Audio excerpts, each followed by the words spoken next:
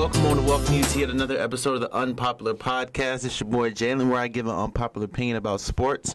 Happy Veterans Day. I feel like it's been Veterans Day for like 2 weeks now, but happy Veterans Day for all the people that goes to war and fights for our country. You know, y'all are much respected. I appreciate y'all. And it's a good Monday, man. A lot has happened this morning. A lot has happened this morning, but we gonna rock it. So, you know, surprisingly, last week was a pretty heavy week in sports. Let's start with Jimmy Butler, man. Jimmy Butler got traded. He got traded to the Philadelphia 76ers. And it's weird because while I think he's gonna succeed, and hold up, let me adjust the camera. I'm keeping all this in there too. All right, that's a little better. All right. While I think he's going to succeed in the league, succeed with the Sixers, it's hard for me to not think. Now the problem with Jimmy Butler and Minnesota was he didn't like the motor or the quote-unquote championship grit that Karl Anthony Towns and Andrew Wiggins lacked. He thought they didn't really give their all in practice or give their all on the court, and he thought Cat stat chased a little bit, and he didn't like their motor, and he didn't like how they did things, how they operated. I don't know how. Now, I'm not saying that Jimmy Butler's not a great player, but he's definitely, to me, not a number one option. He would be a great number two option. I don't know how he'll be with players like. See, look, the thing that's different from Minnesota and Philly is that Philly has great young players as well as Minnesota. The difference is Andrew Wiggins can shoot a little better, well, a lot better than Markelle Fultz and Ben Simmons. And so can Karl Anthony. In fact, Karl Anthony Towns shoots better than Ben Simmons, Markelle Fultz, and Joel Embiid. Now, no, I'm not saying Karl Anthony Towns is better than Joel Embiid, but what I'm saying is Jimmy Butler has just got thrust into a situation where he is definitely going to have to be, if not number one, number two scoring option. There were nights when he could sit back and Karl Anthony Towns can do the scoring. Andrew Wiggins can do the scoring. And no, I'm not saying that he's not in a better situation, because I think he's in a better situation all around in Philly. All I'm saying is I think it's going to be it's fascinating how this is going to play out. Philly now, if everything works out, Philly to me, I don't know if I put them over to. I'd make them the second best team in the East. Not as currently constructed, of course, because of right now, Milwaukee's on a tear, Toronto's on a tear, Boston's struggling a little bit. But when it's all said and done, as in like when the playoffs come around, I think they'll be the second. They have the chance to be the second best team in the East behind. But, you know, I thought it was going to be Boston, and I've been saying Boston for the longest. But I don't know, man. Toronto really looks really good. Now, we all know how Kyle Lowry does with the playoffs, how there's a significant drop in his play once the playoffs come around. But they look really good. And I told y'all a couple podcasts ago that Toronto is going to be a scary defensive team, and what do you have it? They're top 5 in defense. And Kawhi Leonard looks great. Kyle Lowry is really assisting the ball a lot better than he usually does. Danny Green's been hitting. Serge Ibaka's looked like an all-star this year. So it's crazy how it's going to go, and it's crazy how the NBA as a whole is shaped up. Because right now, outside of Golden State, the East is looking 10 times better than the West. Houston's struggling. OKC, they're kind of right the ship now, but they've been struggling. The Lakers are struggling. The Portland's having their, Portland.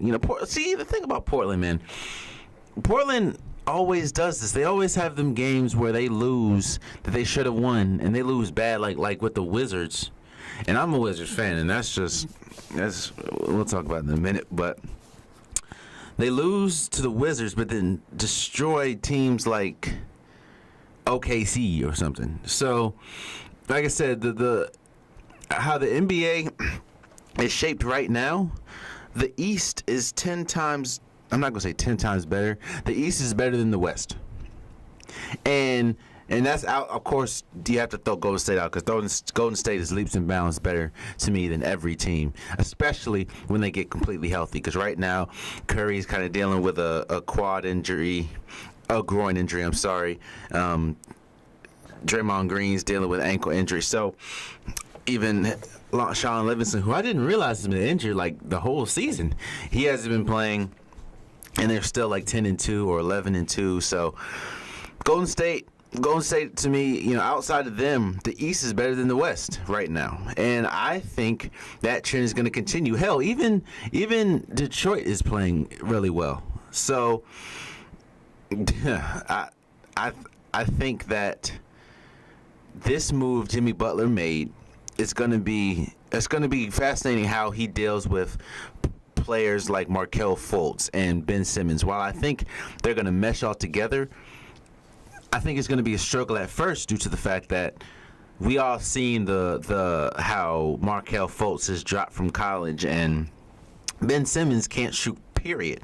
So I don't know, and him and Jimmy along with Joel Embiid is going to be a great pairing. So it's fascinating how this is all going to shape. It really is, and I'm excited for it. I really am. Does this make them the team to beat? I don't think so. I think Boston still has a better collection of talent. I think that while Philly has a better collection of talent than Toronto right now is a better team, if that makes sense. Milwaukee is playing astronomical right now. I believe they're top of the East or second in the East. They're looking really good with Giannis is looking like a MVP front runner at this point after they beat. Because I was saying Curry was an MVP front runner, but after they kind of destroyed Golden State, and then that's the thing about Golden State. When Golden State lose, they lose. They just don't lose by no 1 or 2 points. Golden State loses by like 25, 30. You saw that last year when they played Utah, and Utah beat them by like 36. Last year, the Lakers beat them by like 25 one time. So Golden State loses, they lose. They don't. It's either they win or they lose. So I don't know how much stock you want to put in that win, but it is Golden State, and Milwaukee did pretty much handle them. So Milwaukee's looking good. I'm gonna save my predictions, maybe a couple more podcasts in, about title favorites and MVPs and stuff like that. So I'm gonna save that. But all I'm saying is, right now, this Jimmy Butler move is big for not only Philly, it's big for the East in general. And what you've seen is most of the superstars, and I don't know if Jimmy's a superstar, man. Jimmy's like on the cusp of superstardom. Like, he's a great player. He's an all-star. He's a star. But I don't know if he's a superstar. But to the point, you've seen most of the superstars in the last few years leave the East to go to the West, whether it's LeBron James, Paul George, I guess Melo to a certain extent, but and we're gonna talk about Melo a little later. But like I said, it's you've seen Jimmy Butler when he went to Minnesota, so you've seen players or superstars going from the East to the West, which is which has pretty much caused a seismic shift the last few years from the East to the West. But now this Jimmy Butler move, and now you've seen players like Joel Embiid, Ben Simmons, Giannis. they're starting to really do, they're starting to really put the East back on the map. So it's crazy, man. It's crazy. This move is crazy, but in a good way. I say crazy a lot, but it's good in a good way because it has such a ripple effect, and it also affects next year's free agency. Clay's already hinted that he wants to stay with Golden State. Kyrie has already hinted that he wants to stay with Boston. Jimmy Butler more than likely will re-sign with Philly. So with that, now if you look at the free agents, you have KD, you have not Giannis, we have Kawhi Leonard. Those are pretty much the only big names that we have left. Oh, and Anthony Davis, if he tells, well, he's not even a free agent, but if he tells them he's not going to re-sign, they're going to try to trade him.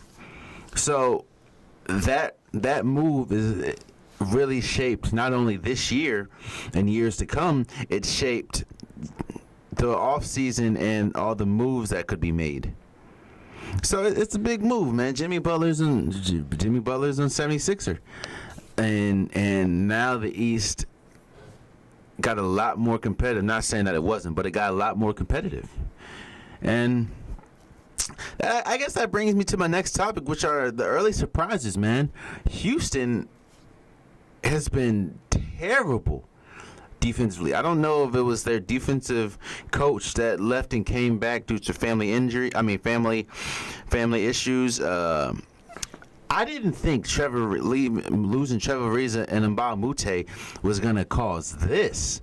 Like, they're one of the worst defensive teams in the league. And not only that, their defense is now affecting their offense. Their offense is now, they did beat Pacers by like 20 last night or the other night, but they have been struggling. James Harden's kind of dealt with injury. He came back. He had a good game the other night, but he's been struggling. Chris Paul has looked terrible without James Harden. Of course, you have the whole suspension situation. So they've looked bad, and I think this is signs I think their window has closed. Their window was last year. Now, do I think they can still make it to the Western Conference Finals? Yes, I do. But do I think they have any shot of beating Golden State? No. Not at 100% healthy Golden State. Even if Houston is 100% healthy, I do not think at 100% healthy they are beating Golden State 4 times in a 7-game series. I don't see it happening. I don't see them. I see them. They can slow down Curry. They can slow down Durant. They can slow down Clay. But I don't see them slowing down DeMarcus Cousins. Or they can slow down Cousins. They can slow down Curry. I don't see them slowing down KD. In fact, I definitely don't see them slowing down KD, because who they gonna have to guard KD? James Ennis, who's been getting torched by anybody they played. Houston's window's closed, man. Houston window is closed. And another surprise is Zach LaVine, man.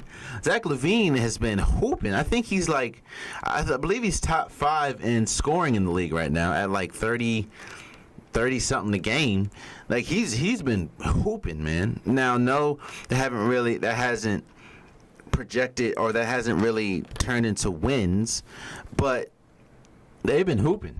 He has been hooping. And I don't know what has gotten into him, but he's looking like an all-star. If he keeps this up, and I think he will keep it up, Zach LaVine is looking like a first-time all-star this year, hands down. So, yeah, man, it's been crazy. The league has been really good, man. It's I know it's early, but we've had a couple 50-point games I talked about last podcast. Derrick Rose actually still been looking good. He had about 31 the other night against Braun, the Lakers. You have Zach LaVine. He's been doing great. Houston's been struggling. Celtics has been struggling. Celtics lost the other night to Portland. They're struggling with the whole. They have a lot of A players. They don't really have. I don't know who's going to really turn themselves into B players, but they have a lot of A players. And you've seen that dynamic has kind of struggled a little bit. You see the Bucks have dominating. They beat Golden State by like 30 points. Toronto's been dominating. The Wizards have been garbage. Look, now we're here. We're here. Going into the season, I thought one of the surprise teams, not saying surprise to win it all or even make it to the finals, but a surprise team would be the Washington Wizards. I thought they can creep into top 4, top 3 status in the league. I mean, not league, in the Eastern Conference. You have John Wall, who's an all-star. Bradley Beal is an all-star. They just got Dwight Howard, who is looking for a resurgence year, which they get me every time with that. Yo, Dwight Howard's looking to change his... And I'm not saying that the Wizards' problems are Dwight Howard's fault, but he hasn't really done much to right the ship. Now, of course, he's only been here for about 4 games now, so he's still plenty of time. But what I've seen, man, it's been ugly, bro. But you have Dwight. The bench sort of got retooled with Jeff Green and Austin Rivers, who, while they're not good starters, they are really good bench players. And, you know, with LeBron leaving, I thought the East was up for grabs as far as the top 4 positions. But Washington now sits at about 3-9. And it really had me thinking, what makes a franchise player? You know, like what makes you believe in a franchise? As in, what makes a franchise believe in you as a player? As in, John Wall has one of the most heavy contracts I've ever seen. I think and it hasn't even started yet. It starts next year. He'll be getting paid like $36+ million a year for the next 5 years. And I was thinking, man, John Wall, we need John Wall, and I still think we do need John Wall. But I don't know if John Wall can be a franchise player. As in, John Wall might be a brilliant number 2, but can he be a number 1? We know Bradley can't be a number 1 because we saw that when John Wall was out a lot of the season, towards the end of the season last year, where they started great and then they just plummeted because teams started to realize Bradley Beal can't really carry a team. So it really gets me questioning. I don't think John Wall is a franchise player. And it's hard for me to say that because I thought he was. But I don't think John Wall is a franchise player. We need to move from Otto Porter. The problem is he has one of the most untradeable contracts as well as John Wall. So the only trade asset that we could have is Bradley Beal. And a report just came out saying that the Timberwolves asked for Bradley Beal, but we didn't want to move on him. John Wall and Jimmy Butler, I take that 10 times out of 10 over John Wall and Bradley Beal. The fuck? Look, I'm not saying Bradley Beal is not a great player. I'm not saying Bradley Beal is not an all-star. I'm not saying Bradley Beal wouldn't change a franchise if there was certain pieces aligned. What I'm saying is, I'm taking Jimmy Butler over Bradley Beal any day of the week. So, and that just shows that some teams are smarter than others. Now, the only thing that I could I guess see where Washington was a little hesitant on is, can they re-sign Jimmy Butler? If they didn't think they could re-sign Jimmy Butler, I understand. But then on top of that, in the trade, you probably get a couple picks or 2. You have the pieces, or if Jimmy Butler leaves, you can still start the rebuild process because it already looks like that's where they're going for. They're already going for a rebuild. So you can start the rebuild now. So I don't understand what you're doing. I don't understand what you're doing at all. It's baffling to me because some teams get in, some teams don't. Some teams take a flyer and take a risk, like Golden State getting DeMarcus Cousins, or hell, Timberwolves is taking Jimmy Butler. And some teams just play it safe, and sometimes playing it safe get your ass killed, like Washington Wizards, like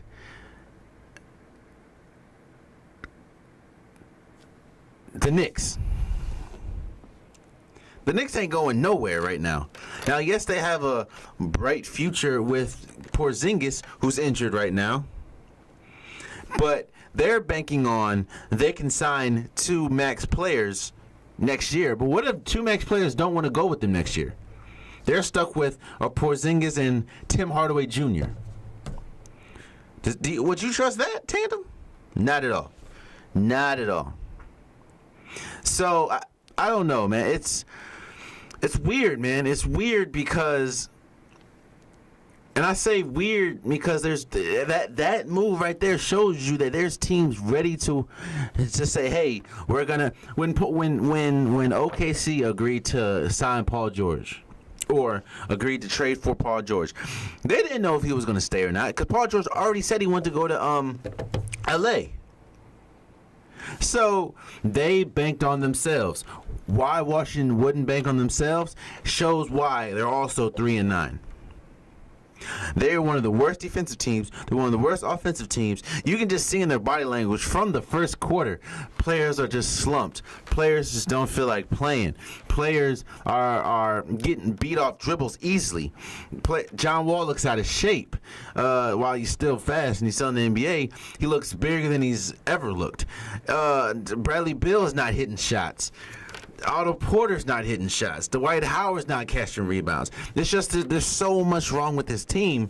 You'd think that a team asking to trade one of the best shooting guards in the league, one of the best defensive and offensive two-way players in the league, you'd think, you're like, we might have to bite the bullet on Brad, but we're already trying to trade him anyways.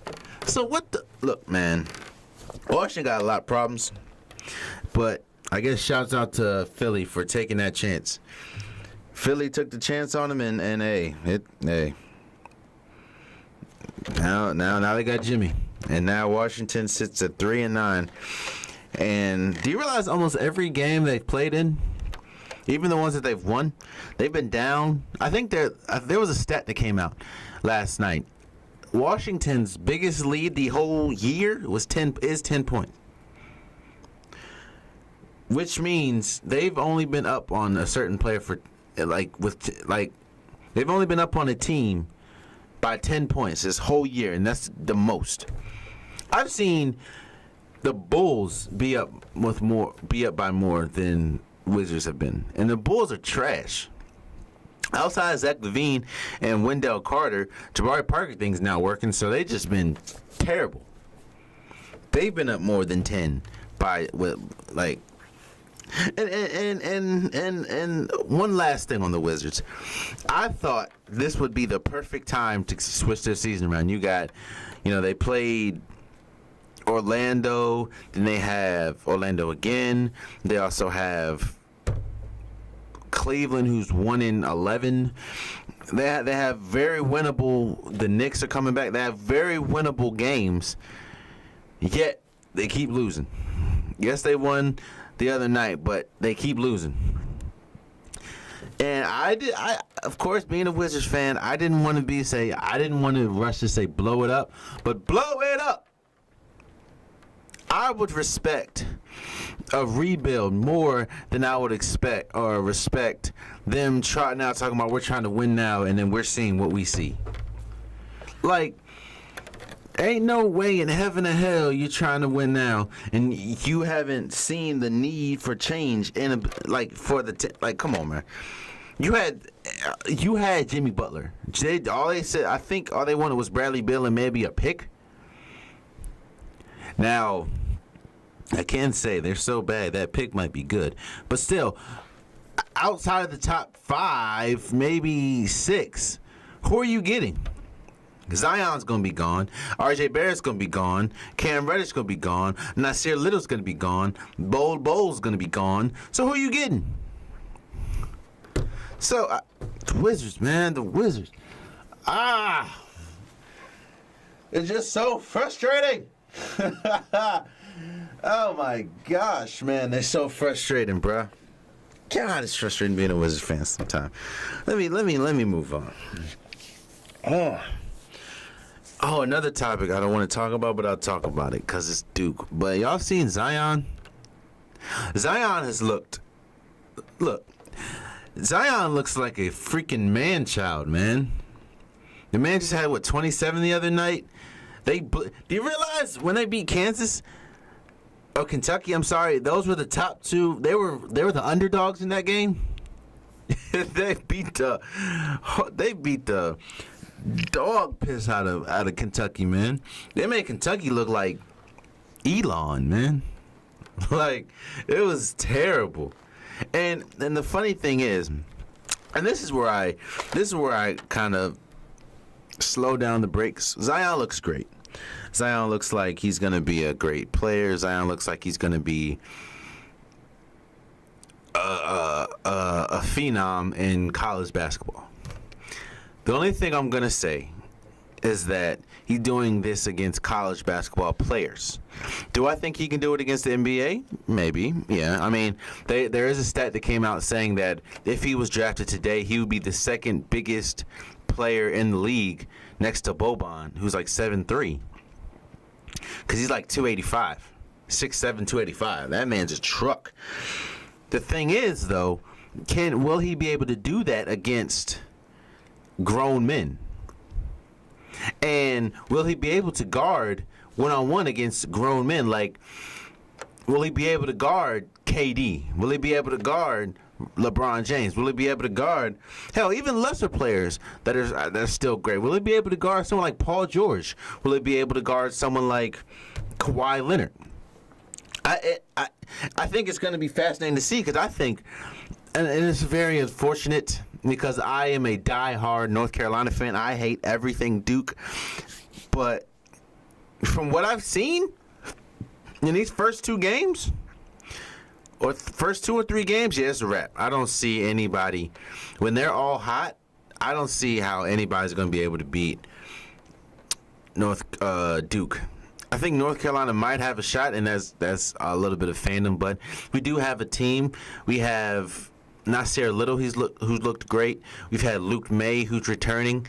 We have our whole front court is pretty much returning, as well as our back court, except for, of course, Nazir, and I forgot the other freshman with the crazy hair. But North Carolina has a team. You have Kansas, who looked great, even though they let Michigan State come back within like 3 points, and they were blasting Michigan State. So we're gonna see how that plays out. Nevada looks good. Gonzaga's been dogging people, even though they really haven't played many people. But it's gonna be crazy, and it's interesting to see how this season's gonna play out. But I also don't think, when they're all playing at their best, like they played against Kentucky, if you get them out in the break, I don't think anybody's going to be able to beat Duke. And that also attests to the fact that they have 3 top 5 players, like, that's going in the draft. If they all came out and said, all right, we're going to the draft now, you have 3 top 5. If you include Trey Jones, they're all going in the top 15 at least. Trey Jones is a top 15 player in the league in college basketball. Zion could go number 1. I think R.J. Barrett is better than Zion when it comes to all physical attributes and everything. I think R.J. Barrett is better than Zion. Cam Reddish is great. That boy has a cannon on it as an arm. Trey Jones is shifty. It's just, I don't see anybody beating Duke. And I hate Duke with a passion. I don't care if that sounds, I don't care how biased it is. I don't like Duke. I mean, I'm going to be fair and cover them the way I'm going to cover them and everything if something big happens. But Zion, man, Zion looks great. RJ Barrett looks damn near unstoppable on the break, and he's a lefty as well as Zion. So it's Duke is powerful, bro. Duke is a powerful team, and we'll see how that goes, man. We'll see how it goes. College basketball is going to be fascinating this year due to the fact that there's a lot of teams that are good, but I don't know if there's a lot of teams that are great. And right now, with those 4 players, Duke looks like a great team. So, I don't know, man. Again, you're tuned to the Unpopular Podcast, where I give my unpopular opinion about sports. Let's switch over to the NFL, man. And I never thought I would see the day where I felt horrible for Dez Bryant. So Dez Bryant gets signed. Well, Dez Bryant gets released by the Cowboys. Then pretty much holds out till he gets signed by not holds out because nobody really wanted him. Till he gets signed by the Saints. And the very next day, he tears his Achilles and he's out for the season. So that's crazy how that all came about, man. And I thought Dez Bryant. Now, do I think Dez Bryant could be a number 1 again? No. He's not really even a good number 2, if you ask me, but he would be a solid third option. You have Michael Thomas, you have Alvin Kamara, Mark Ingram, and him. Like, that is a squad. With Drew Brees throwing you the ball, so it's not like you really have to create super separation like that, because Drew Brees is going to get you the ball. I thought that squad looked wild. But it's crazy. It's just crazy and unfortunate how things turn out. You know what I mean? I wish the best for him. I hope that this seems career ending now, but I hope it isn't, because who's gonna want? Not only was Dez sitting out, but the day he gets signed, the very next day he gets signed, he tears ACL. That is just horrible timing and horrible luck, if you ask me. So man, that does suck. That sucks, and I just hope the best for him, man. I really do, because again, football is how you make money, bro. And if Dez Bryant can still play, I think he should get a shot, and I don't know if he will get a shot. So I don't know. Speaking of sit out, Le'Veon Bell probably won't report to.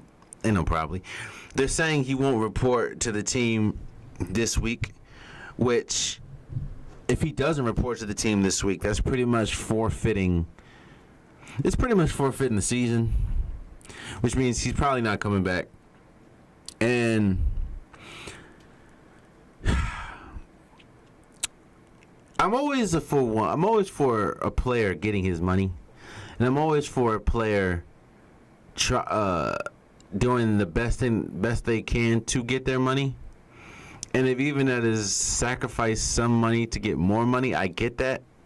So I understand if you're a number 1 back, you don't want to keep getting franchise tagged. Where if you look at a case like Earl Thomas, you're a great player, you get franchise tagged, then you get injured. Now the team can just drop you. Not saying they will drop him, but they can just drop you and they don't have to owe you anything. So I understand with a player wanting security and wanting don't want to be franchise tagged. I get that. But this situation with Le'Veon Bell has turned horrible for him. I think this has now cost him more money than he actually thinks. I don't know who's going to want to sign Le'Veon to a max contract. I don't know, because if you look, James Conner is looking great, and there's a lot of young running backs that look great.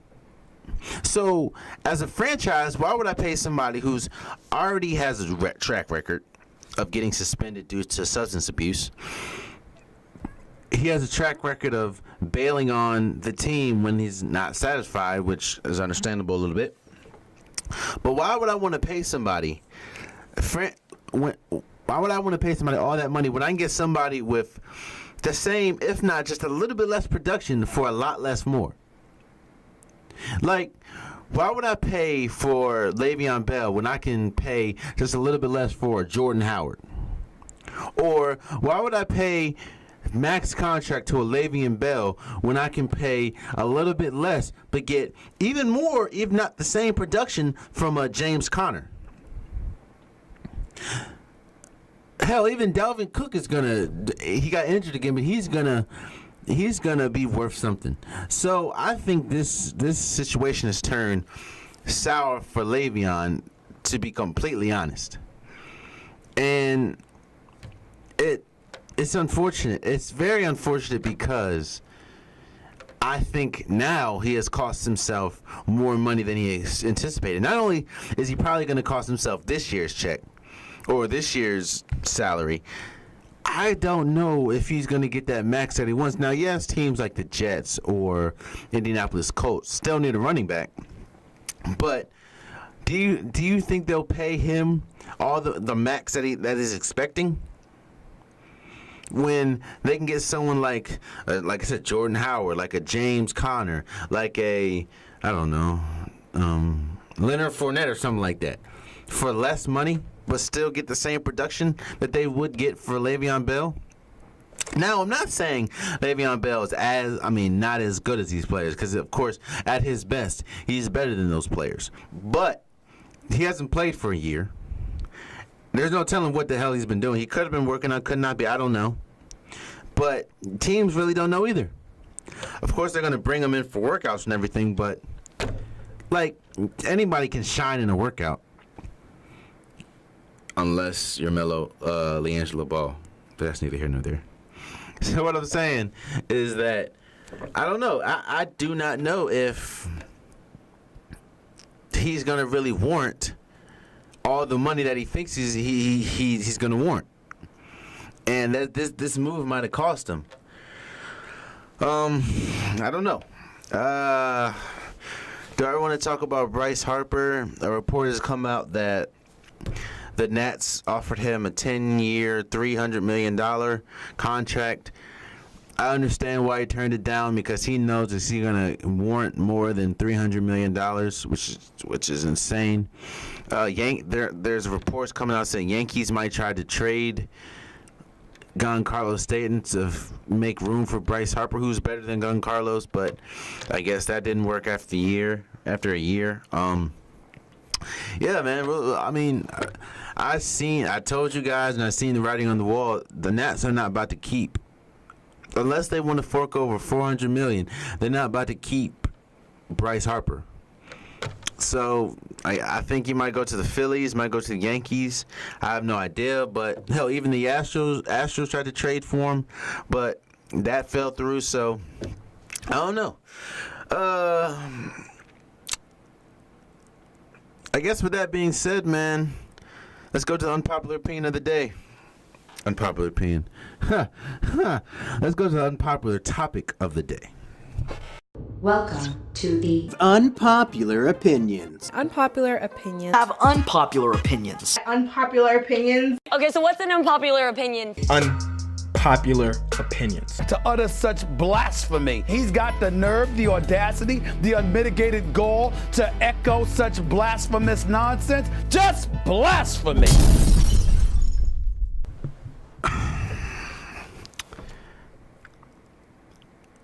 When we think of legacy, right? There's some players where we think about the totality of their entire career. We think about the ups and downs. We think about what could have been. There's some players that we just look at their highlights and be like, yeah, that was them.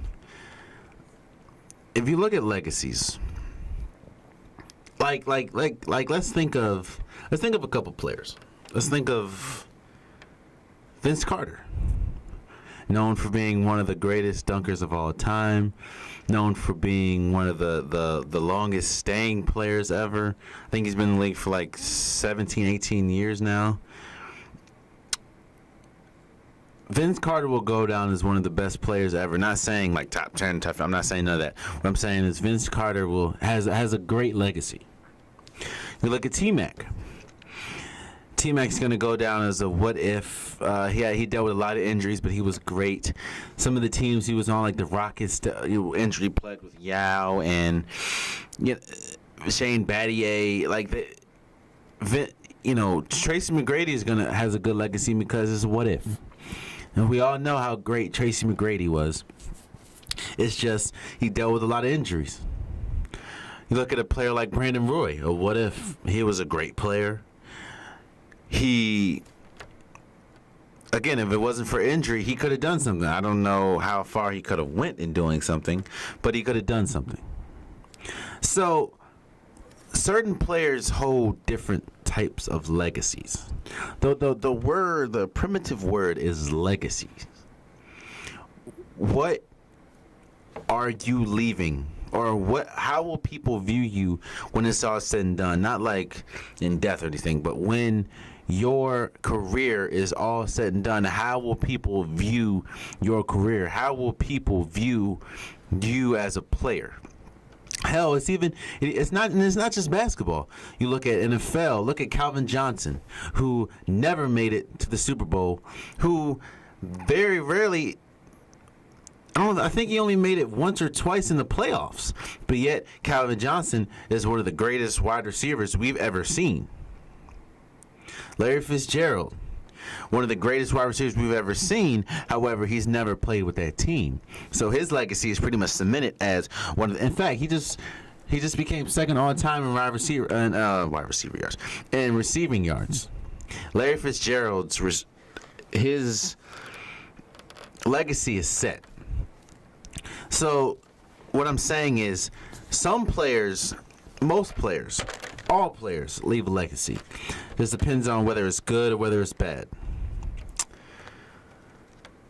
So there was a report that came out saying that many of the players and coaches believe that Melo has played his last game in Houston.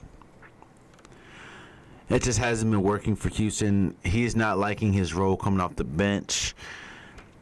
He's been struggling offensively with Houston, even with, he had a couple of 24, 25-point games, but that has come with James Harden out the lineup. He just hasn't worked. And now for the last 2 games, he's sat out with illness, but it's just it's a real coincidence how he's sitting out with an illness, and then these 2 reports come out. Or that's one report. One report also saying that management has come to Melo saying that your time here is pretty much coming to an end soon.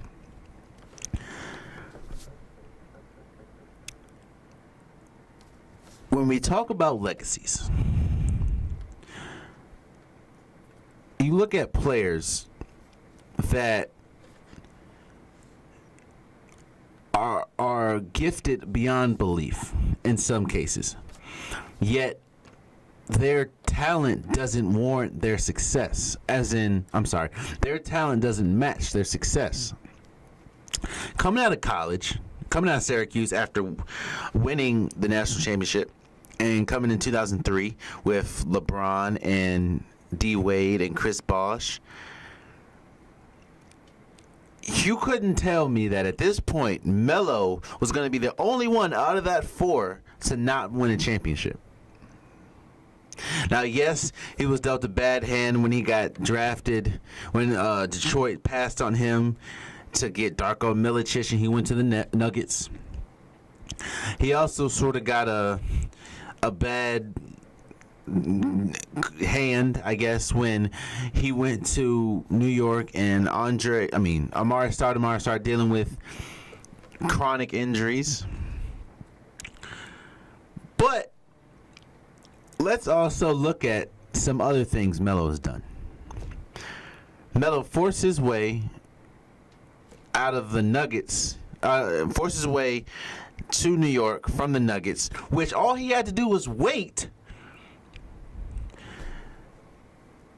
to the end of the season where he could have been a free agent and they could have got him easily. But instead, he just couldn't take Denver anymore. So they pretty much, as in the Knicks, were forced to trade away their whole talent. Well, they weren't forced. They were stupid enough to trade away their pretty much whole team for Melo. So when Melo goes to the team with Amari Stoudemire and people like Jason Kidd, who was on his last leg, the team didn't really flourish. They went to the playoffs, got swept by LeBron. It just didn't work. Then you look a little further. Melo had an opportunity to go play with prime D-Rose. And while he wasn't in his prime, he was pretty much on the slight decline at his prime Pau Gasol. He also had Taj Gibson, Jimmy Butler. He could have played for the Bulls, which, if you ask me, that would have gave him his best shot to, especially at the time, to play for a championship. Now, yes, I understand that the league is different now than it was. Players weren't really doing what KD did, as in to go to Golden State to get a ring, or what DeMarcus Cousins did. But players were playing, like, he said no to that move because he wanted the money. The Knicks were able to offer him more money, and he took the money. And while I'm not fretting. Look, I'm not bagging on anybody taking the money. Hey, man, go get your money, bruh. If you want your money, go get your money. I'm not saying, hell, you only live once, and the money that you're getting, you might not get anywhere else. So I understand that, but then don't come out and say, and I'm not talking about him, but I'm just talking about fans, as in Melo was all he cared about was winning. But I'm gonna continue. He could have played with prime D Rose and Pau Gasol and Taj Gibson and Jimmy Butler, but he said no. He took the money and and stayed with New York. The Bulls then make it to the Eastern Conference Finals, where they lose to LeBron, but they made it. Oh, and the Bulls also lost due to the fact that they didn't have enough scoring. Melo will go down as one of the greatest scorers in NBA history, so that could have helped. But I continue. There were then reports saying that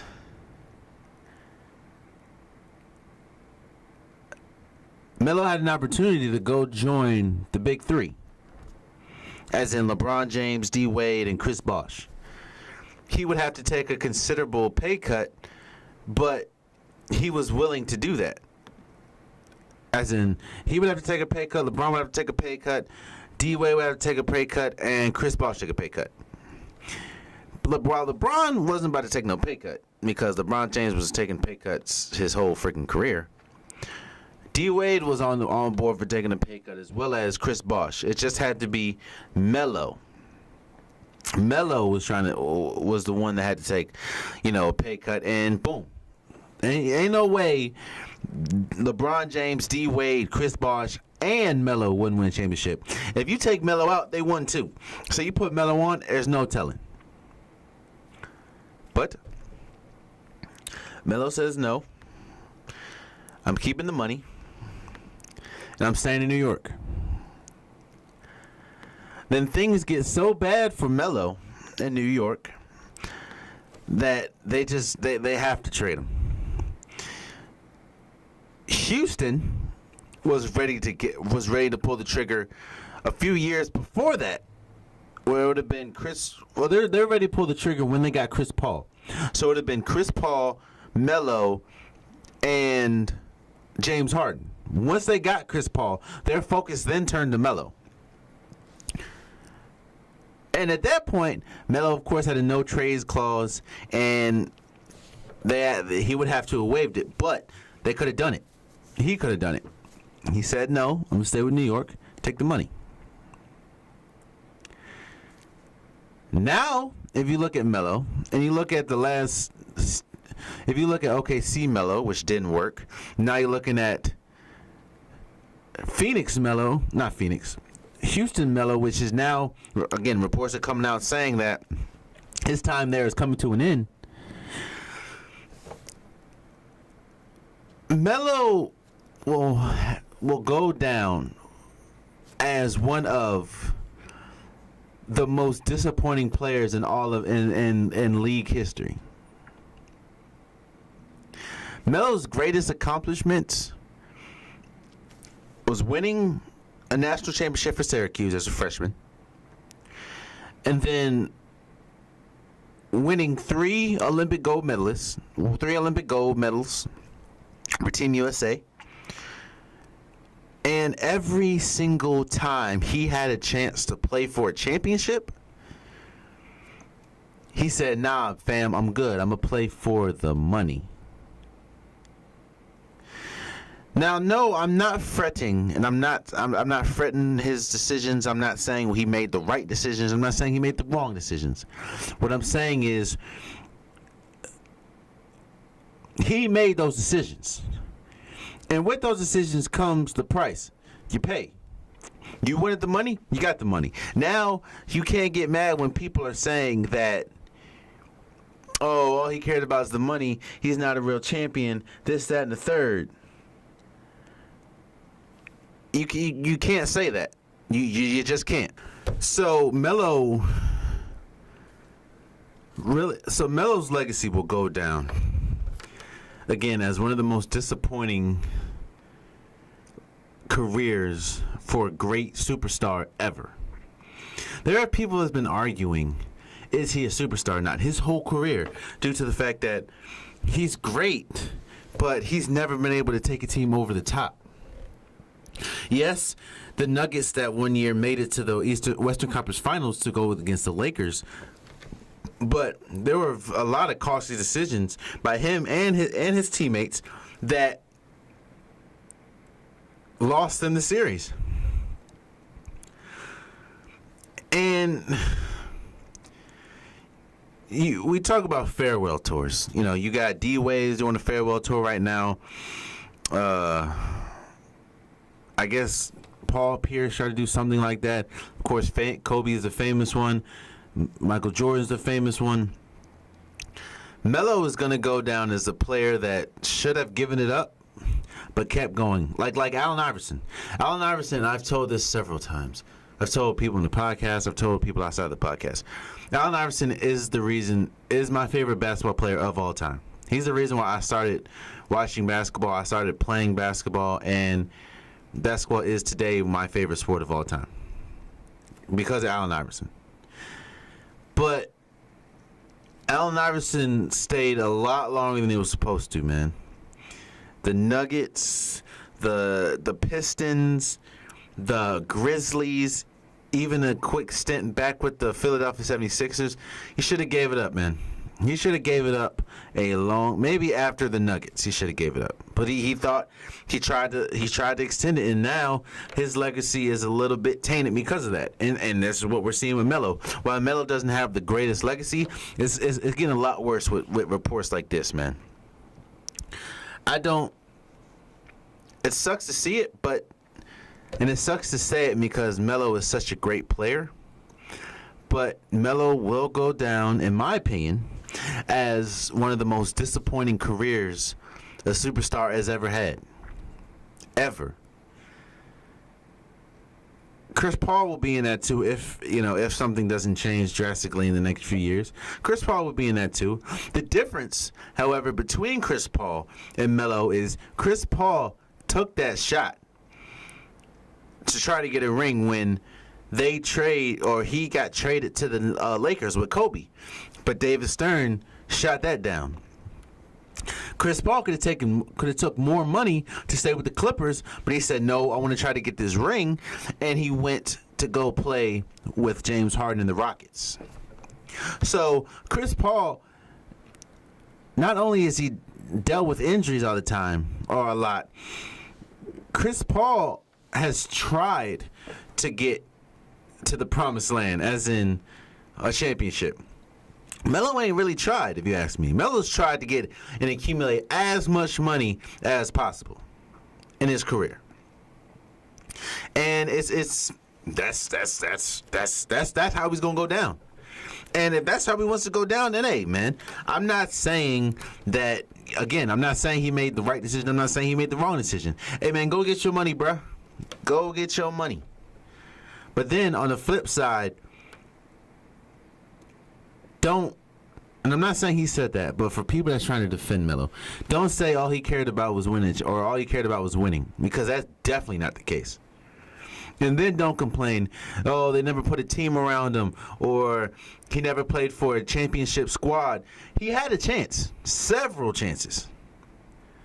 But not only did his money get in the way of him going to another team, he was making so much money for the Knicks that it was very hard to get top marquee free agents to go want to play with him. So, yeah, man, Melo, the curious case of Carmelo, man, to me will go down as one of the most disappointing careers a superstar will ever have. And that's about it, man. That's this episode of the Unpopular Podcast. I want to thank you guys for listening. Thank you for listening, watching, tweeting, Instagramming. Just thanks for whoever supports the podcast. I want to thank you.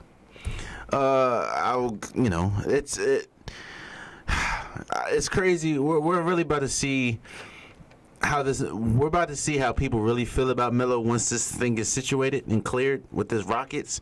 But it's really looking like the end for Melo. And I'm not saying that to be, funny or facetious, but it's looking like it might be it for Melo, man. Because think about it, who's going to want him after this? Or who's going to want him when he's already said he's not going to come off the bench? Even when he said, okay, I'll come off the bench, he struggled. He can't really shoot threes. All he really does great is shoot mid-range, and this isn't a mid-range league anymore. So I don't know how it's going to go, man. But again, we will see. We will see. Again, I want to thank you guys for listening to the Unpopular Podcast. This is your boy Jalen, where I give my unpopular opinion about sports. And until next time, much love. Chopper the dome with it or wrote in lyrics. They ain't grossing a million liquid, don't form an opinion. I'm sort of a genius, nothing sort of a legend. Sort of Tommy Lasorda, the way I'm sorting these pictures. Pictures, whatever, fucking my speech is off. We can trip into wherever, only heaven is far. Metaphors in every color, these indelible bars. Jordan 4, see the floor side, sitting with Mars. Only fear is mediocrity, so every time I got a beat, I feel like I don't gotta sleep. You keep praying on your break, I hope you got a sling. Shot for all them shots coming out them beats. I'm sorta like Socrates in a prodigy. You can't kick it, your pocket's thinner than Socrates.